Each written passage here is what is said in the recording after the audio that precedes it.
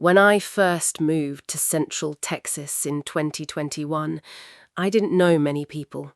I had just become an adult, I was living on my own for the first time, and everything felt like an adventure. So, like a lot of people my age, I downloaded a few dating apps just to meet new people. Looking back, my standards were terrible. One afternoon, I matched with a guy whose profile barely showed his face. 3 blurry pictures, almost no bio, nothing that should have convinced me to swipe right. But I did. We talked for a few days before agreeing to meet at a park in Austin. When I saw him in person, he looked completely different. His head was shaved, he dressed plainly, and honestly, he wasn't really my type. Still, the date wasn't bad. Actually, it was fascinating. He was incredibly intelligent. While I mostly read fiction, he could quote political theory, history, and philosophy from memory. He recommended books I'd never even heard of, and he could recite entire passages, word for word. By the end of the afternoon, I wasn't interested romantically, but I loved talking to him. That turned out to be my first mistake. After our walk, he mentioned he didn't own a car and planned to take the bus home. I offered to drive him. He hesitated before accepting. Then he asked if I wanted to see his apartment. I wish I had said no. The building looked like an old roadside motel. When we walked inside his apartment, something immediately felt wrong. It wasn't just messy, it felt abandoned. His mattress sat directly on the living room floor, an unplugged television balanced on milk crates. The walls were completely bare. No decorations, no pictures, no signs that anyone actually lived there. When I asked why he slept in the living room instead of the bedroom, he said, "If someone breaks in, I don't want them sneaking up on me." The explanation made me uncomfortable. Then I walked into the kitchen. His cabinets contained almost nothing except rice and canned beans. The refrigerator was nearly empty. The bathroom was worse. Rusted razors covered the sink. The shower was stained with mildew. The towel smelled so bad I could smell it from across the room. A cockroach crawled across the sink when I was washing my hands. Any attraction I might have felt disappeared instantly. I left as quickly as I could. But here's where I made another mistake. Even though I wasn't interested in dating him anymore, I kept talking to him. Not because I liked him, because I liked our conversations. We spent weeks texting about books and philosophy. To me, it was completely platonic. Looking back, he probably didn't see it that way. About a month later, he called me in a panic. His voice sounded different, exhausted, shaky. He begged me to come see him because what he needed to say couldn't be discussed over the phone. Against my better judgment, I drove all the way to Austin. When I arrived, he was already outside, pacing back and forth. His eyes were bloodshot. He looked like he hadn't slept in days. Before saying anything, he hugged me tightly, too tightly. Then he whispered, "Before I tell you, put your phone on airplane mode and leave it in your car." That's when I felt genuine fear for the first time. We walked through the neighborhood instead of going inside. I wanted to stay somewhere public. Then he finally told me what was happening. He believed people were following him. Large black SUVs, dark windows, watching him everywhere he went. When I asked who he thought was behind it, he answered quietly, "The rap industry."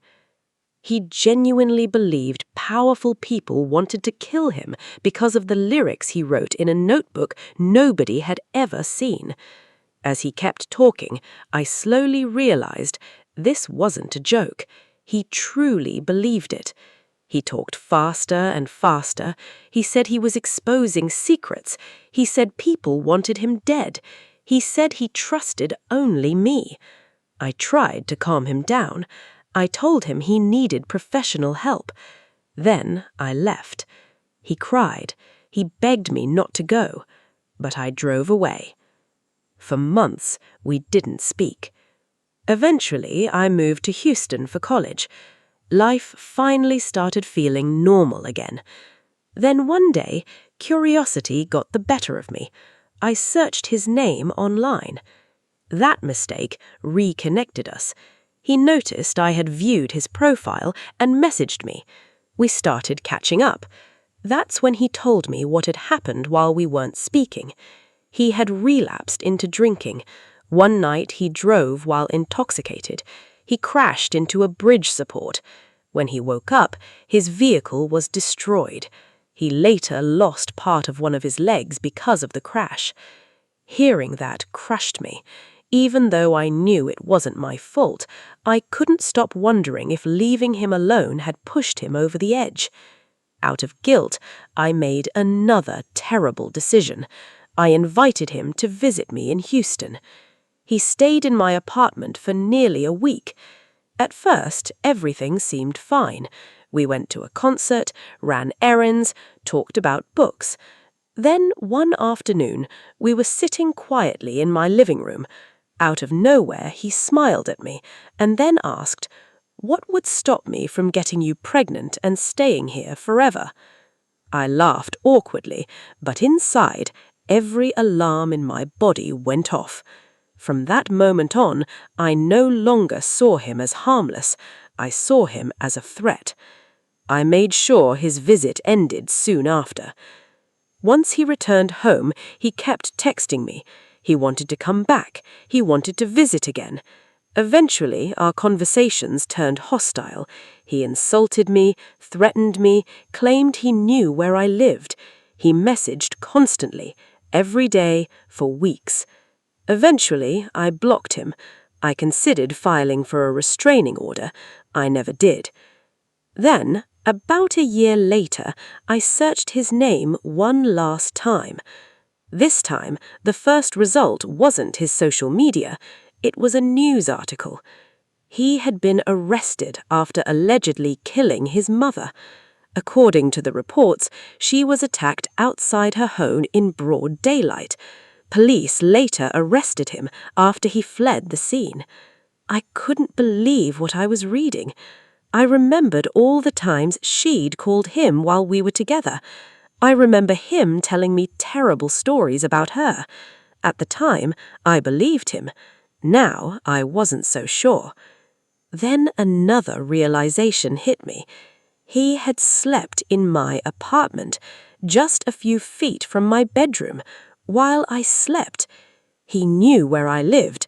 He knew my routine. And after everything he'd said, I couldn't stop asking myself one question. If I hadn't ended contact, would I have become another headline? I don't know. Maybe nothing would have happened. Maybe I was never in danger. Or maybe I escaped something I'll never fully understand. Either way, every time I think back to that first date, I realize how close I came to letting the wrong person become part of my life. Sometimes the scariest people don't look dangerous. They don't raise their voice.